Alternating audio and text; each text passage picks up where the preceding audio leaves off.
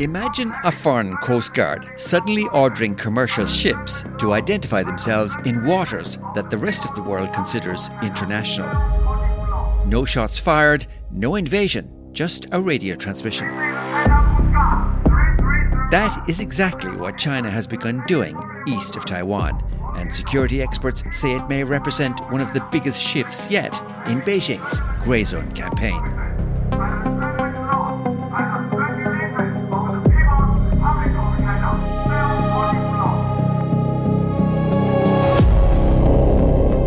Earlier in June, China's Coast Guard began issuing direct commands to foreign commercial vessels while patrolling the waters east of Taiwan.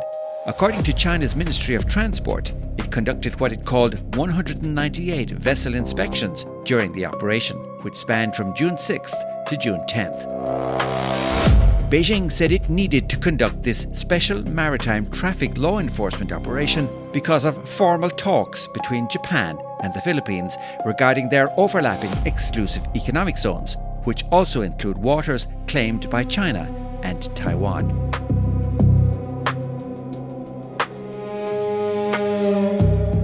As regular listeners to this podcast will be aware, incursions by Chinese military forces into Taiwan's airspace and waters is a frequent occurrence. But these recent operations push the envelope a step further and have drawn strong criticism from many Western nations, with experts warning that it marks a turning point in grey warfare against Taiwan. To Beijing, these were legitimate law enforcement operations. To many of China's neighbours, they looked like another step in a long-running campaign of coercion. China presents itself internationally as a force for peace and stability, but are its actions consistent with that image?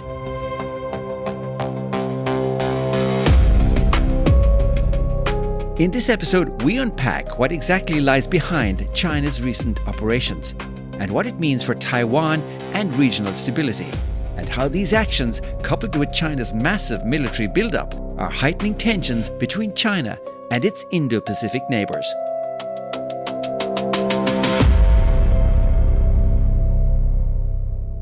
Hello and welcome to Perspectives with Neilo, where we go beyond the headlines to examine how foreign interference, economic pressure and political fear quietly shape modern democracies. I'm your host, Neil O'Sullivan. If this is your first time joining us, we have almost 90 past episodes, so be sure to check them out on your favourite podcast app or at pwneilo.com. We'd also appreciate it if you could hit that subscribe button and follow us, as it really helps with episode discovery. Grey zone tactics are coercive actions designed to change facts on the ground without crossing the threshold into open war. The behaviour of China's Coast Guard, issuing direct commands to foreign commercial vessels while patrolling the waters east of Taiwan in early June, is the latest iteration in the CCP's deployment of a growing flotilla of People's Liberation Army or PLA Navy and Coast Guard vessels around Taiwan.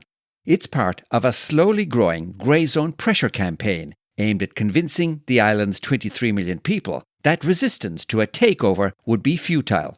While Beijing has previously simulated blockades in large-scale drills, these latest efforts by China's Coast Guard hint at what Taipei fears could be a dangerous escalation at some future date: the creation of a maritime exclusion zone around Taiwan.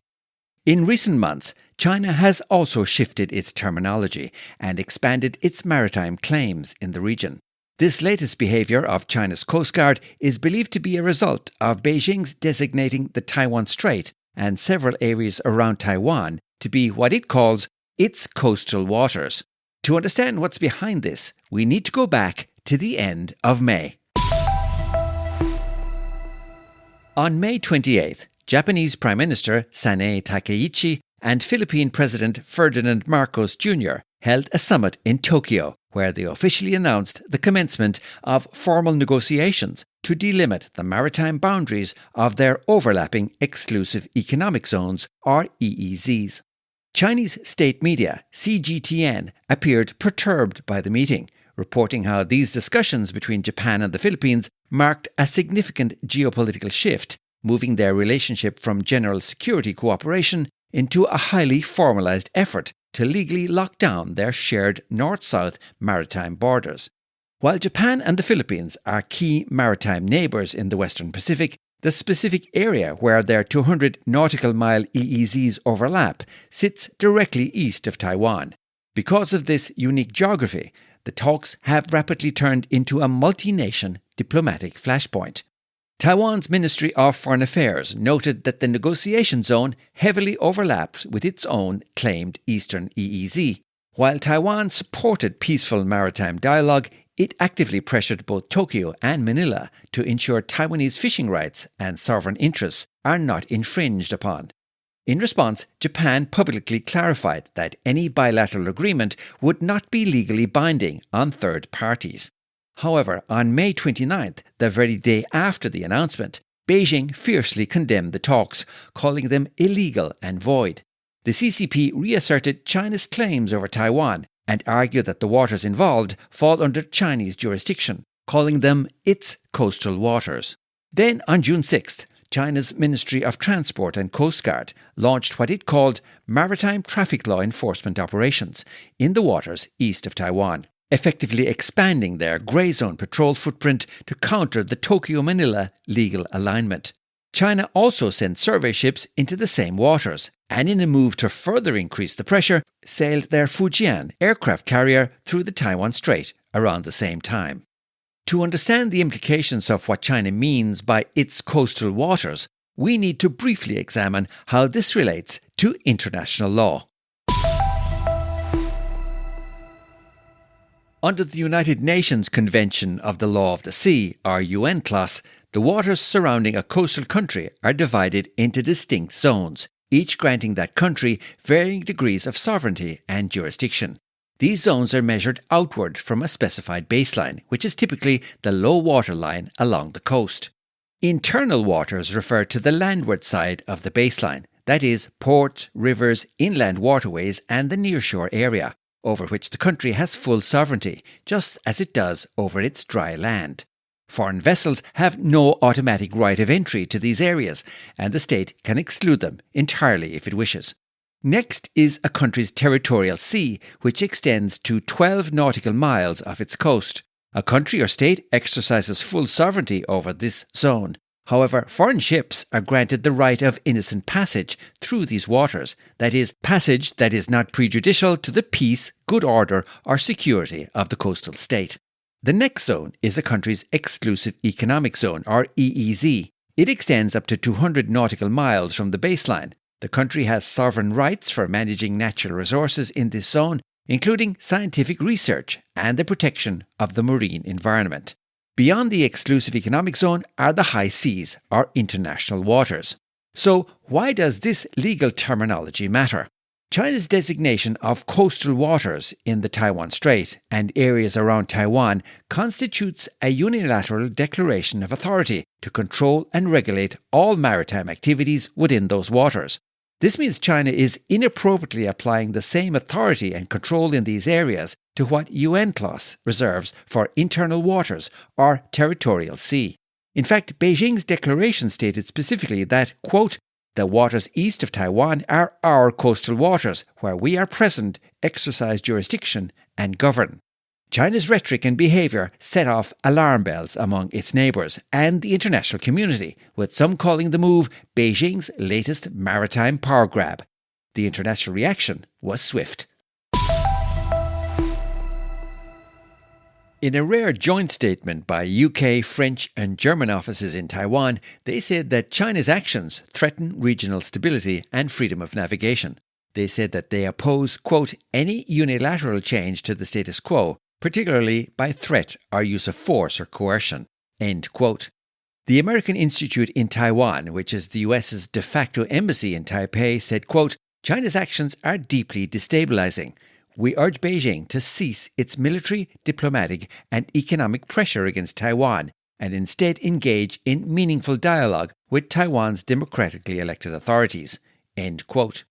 Ray Powell, the director of the Sea Light Project at Stanford University, whom we've previously interviewed on this podcast, commented on China's actions in a Wall Street Journal interview, saying, quote, "The objective is a slow-motion quarantine that gradually isolates Taiwan without ever firing a shot.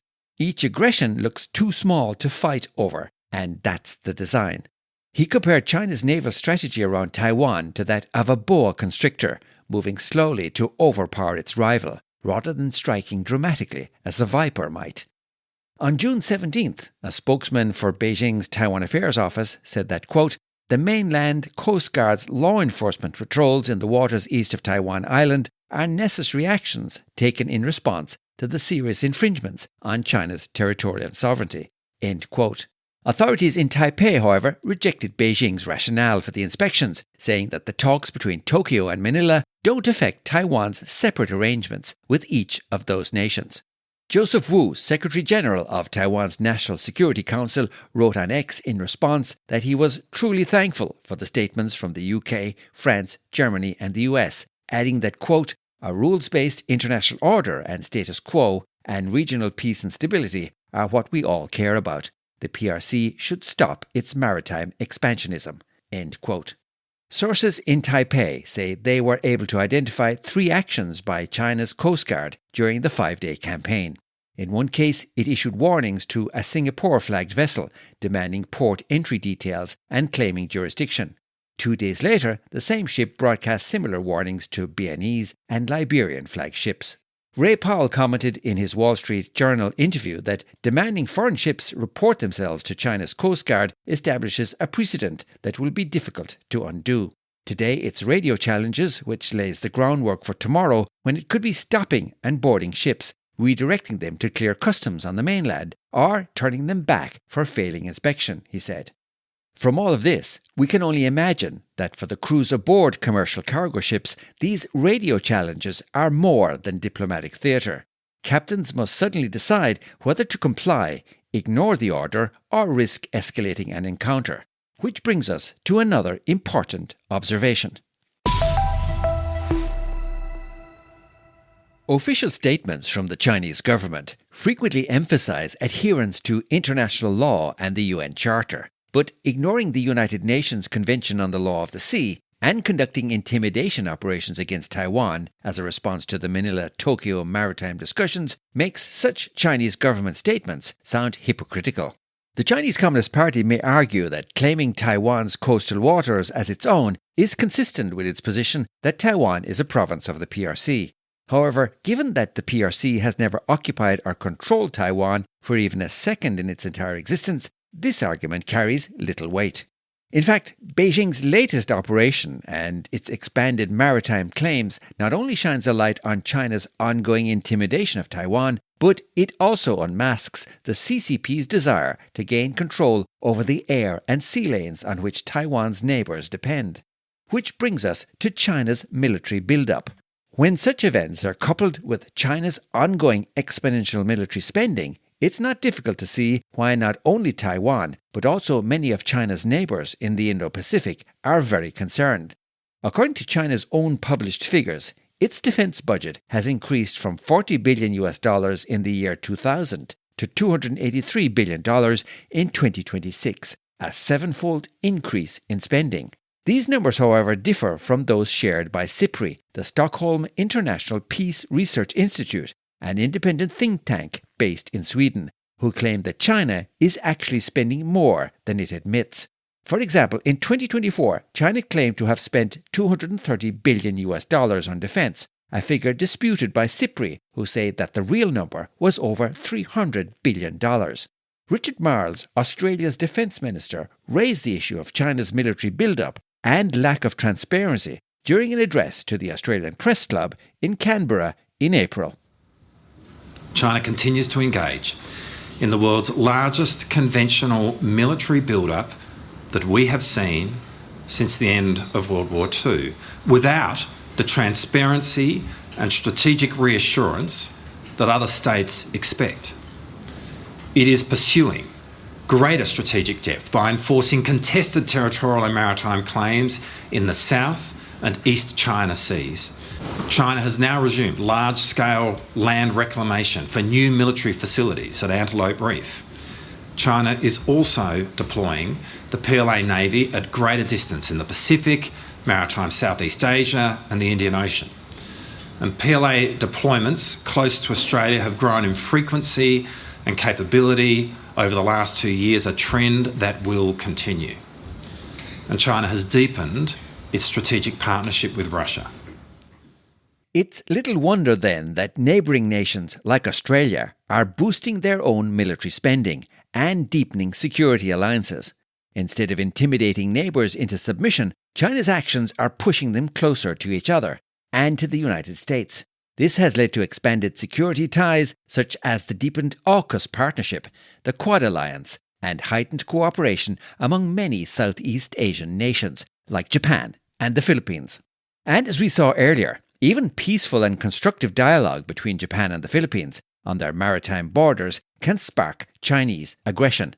While Chinese leaders Xi Jinping and Foreign Minister Wang Yi continually emphasize that China is a force for peace, stability and progress, regional realities tell a different story.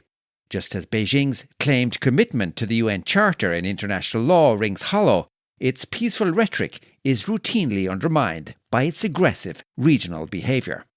History shows that major geopolitical shifts often begin with small actions that many people barely notice: a radio warning, a new legal claim, an expanded patrol. On their own, they seem insignificant, but together they can gradually reshape an entire region.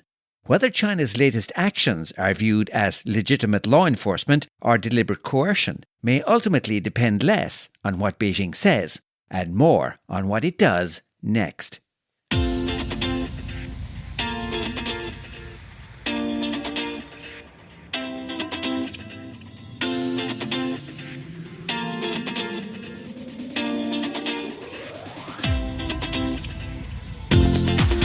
We place links to additional information on the topics covered in this episode in the Dive Deeper section of our blog, and you can check it out at pwneilo.com. That's pwneilo.com. We'd also love to hear your feedback on this discussion. Is China a force for peace and stability in the Global South, or an agitator serving its own interests?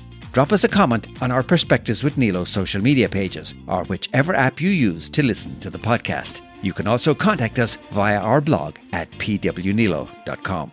And if you enjoyed this episode and you don't want to miss any future episodes, don't forget to hit that subscribe or follow button. This is the best way to support us and really helps motivate us to keep producing content. But that's where we leave it for now.